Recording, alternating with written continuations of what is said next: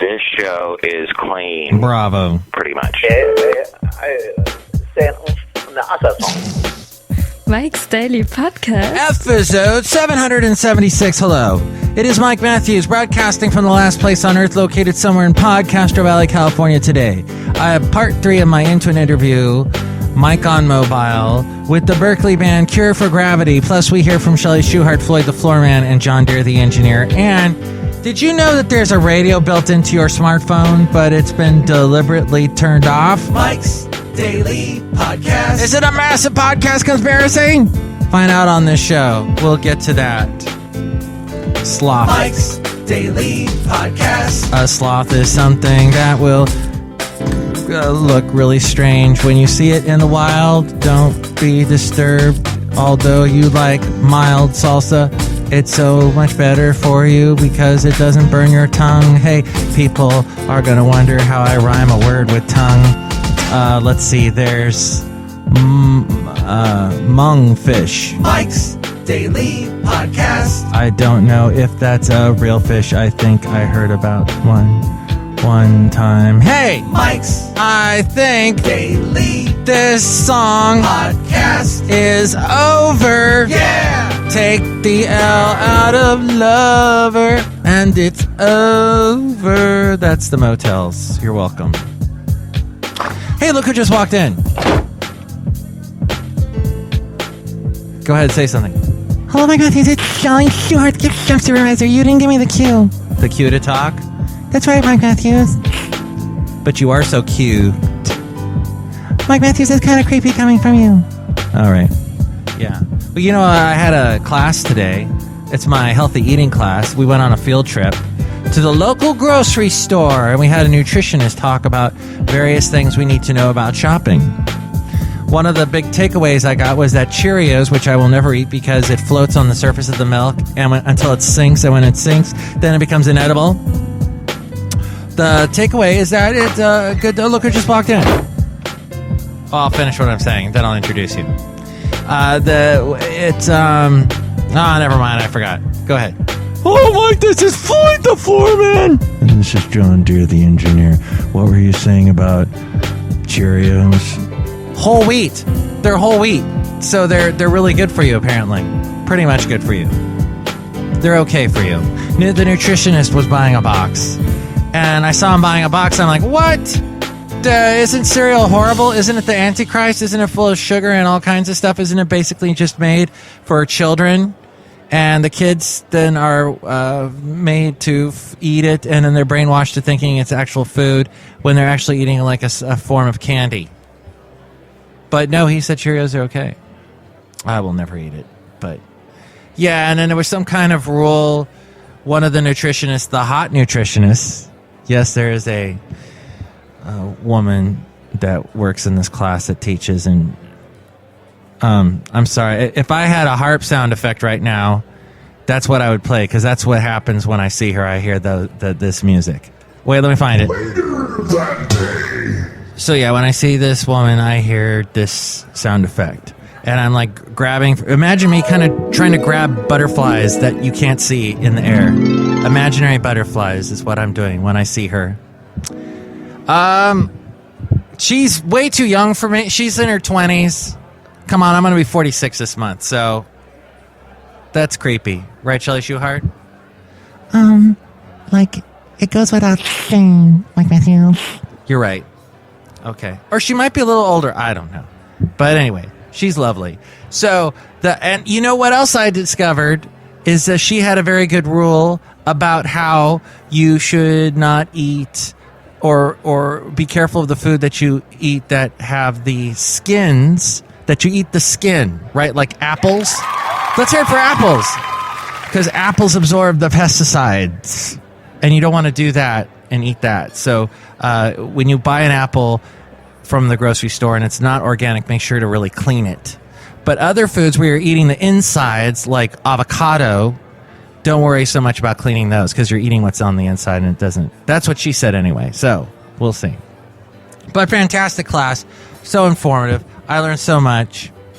This is something else I learned today, although I didn't learn it in this class. It's a Boston Globe week, apparently, because I had another story earlier this week from the Boston Globe. But this story is from Hiawatha Bray, and he points out most smartphones made today have plain old FM radios built inside. The kind that can tune in music stations, local news bulletins, and Patriots games. Well, they're from Boston, so. However, many smartphone users don't use them, and millions more can't because the radio is often disabled. Apple's iPhones, for example, have their FM receivers turned off. With such a large audience out of reach, several stalwarts of the industry, the National Association of Broadcasters, the National Public Radio, American Public Media, have launched a lobbying campaign to get those radios switched on. They've also come up with an app called Next Radio that arranges all your local FM stations in a handy menu. So all the stations in your city or your area. And it displays what's playing on each, lets you tune into one with a simple tap of the screen. You can even use it to buy that new song you can't get out of your head. You know, that sounds a lot like what Pandora or iHeartRadio or TuneIn Radio, all those apps have that sort of feature as well.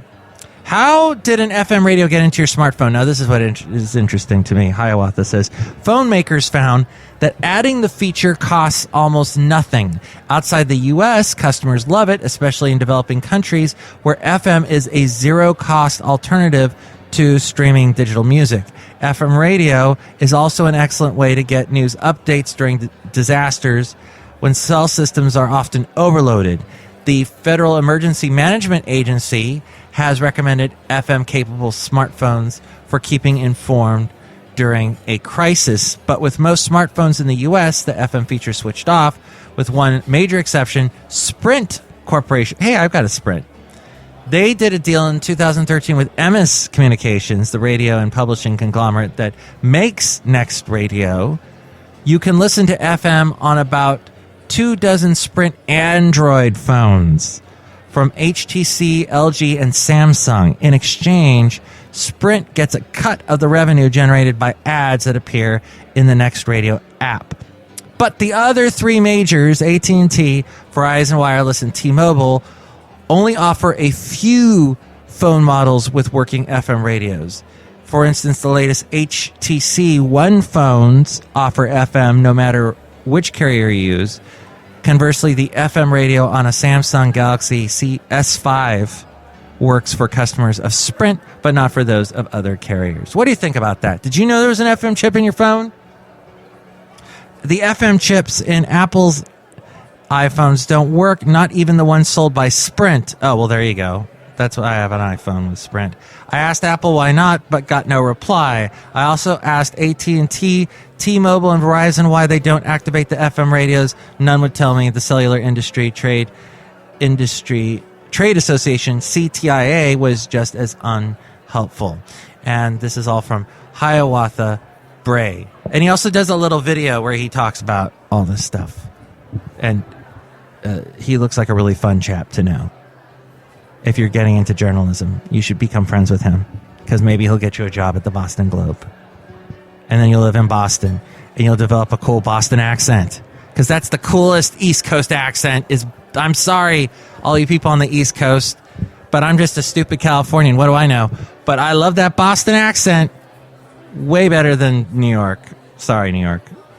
I mean, you're a great city and everything, but I love the Boston accent. Anyway, what do you think about Boston accents and about shopping for Cheerios in the supermarket and about all this? Email me, MIKEs-DAILY-PODCAST-776-Alternative. We read your comments on the section emails from email. Also email me there if you'd like to be a guest on the show or if you'd like to sponsor the show, MIKEs-DAILY-PODCAST@gmail.com. Hey, check out the website too, MIKES-DAILY-PODCAST.com. I put a lot of work into it. What? Wait a minute. Oh, yeah, you know, this show is on Mixcloud, and it looks like Cure for Gravity just favorited one of the shows that we've done. Oh, it looks like Mike's Daily Podcast, episode 774, which was the first one with the first part of the interview with Cure for Gravity. Thank you guys from Cure for Gravity for doing that. Check us out. We are on Mixcloud. A link to where to find us on Mixcloud there at MIKES-DAILY-PODCAST.com. Also a link to where to find us on iTunes.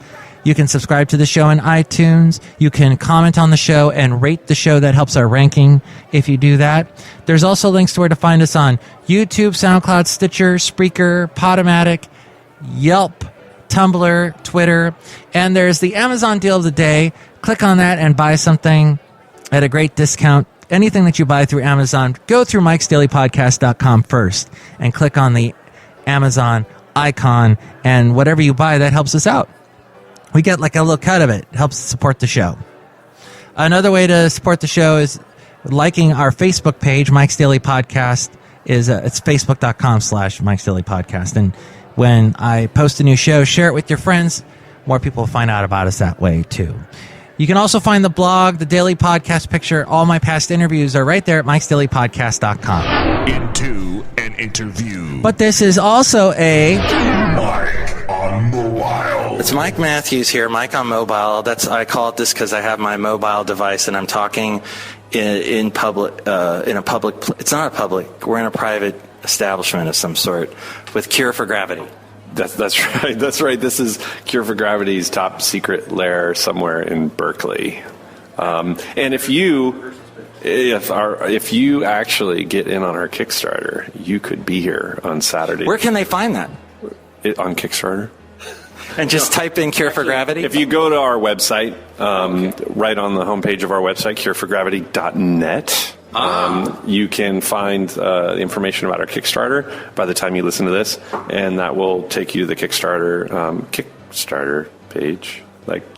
And then you said they can be here in this lair? That's right. Anybody who gets in on the Kickstarter in the next month is going to be invited to a private party here this Saturday, December 6th, where we will be performing many of these tunes, hopefully better than you're listening to them now. Well, they sound fantastic. I was going to play black metal, and why is it called black metal? Because I really like Fishbone. No. Fishbone. I remember them. They had some awesome stuff. Yeah, they kind of played sort of not really metal. There was a horn player, though, who would throw his trombone in the air and run across the stage. That was really awesome. Living Color. Living Color. That's kind of almost black metal. Cult of Personality. I've got their first two albums. And then Solace of You.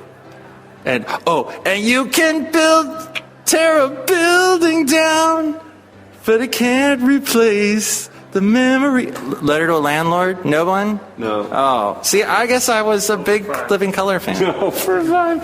They actually just played here in Petaluma not long ago. They're like a reunion tour, man. Anyway, we got sidetracked. I Living Color, much respect. So black metal. Where did that one fall? I had this kind of crazy wannabe jazz riff, because I think I'm a jazz player, that I was on hitting keyboards, because a year ago our old keyboardist actually left the band, and this is kind of the genesis, in a lot of ways, I think, of the new material that you're listening to. When our old keyboardist left, it was really just Dave and Chris and myself jamming a lot of our rehearsals, and I normally play guitar and sing a lot of the stuff, and I started just kind of falling back to playing keyboards, which is one of the original instruments I started playing on many moons ago. I won't say how many. And we just kind of found, I think, our steam just with Dave on guitar, myself on keys, and Chris on drums. The three of us were really able to put together a lot of sound, but we also had all the pieces we needed to kind of start really composing. And this was one of the few that I had that I started actually writing on keys. And we probably numerous times, I think we jammed on this one a lot. Just like it would be 5 minutes here, 10 minutes there. I'd like throw it in at the beginning of rehearsal to see if anybody bit. And then somewhere along the line, it just fell out. It just kind of happened. Because you guys jam on the songs and then they kind of come together. Yeah, I think that's a lot of the material. There's always moments that somebody will introduce something they've been working on. Maybe Dave had an idea, or I have something that's written and finished. Casey's been presenting some stuff lately that's kind of somewhat finished. But just as much as that happens, if not more, it'll happen like we were talking about. Things will just be jamming. And we record rehearsals a lot. and we will take those away, and the stuff that happens that's magic that you can't recreate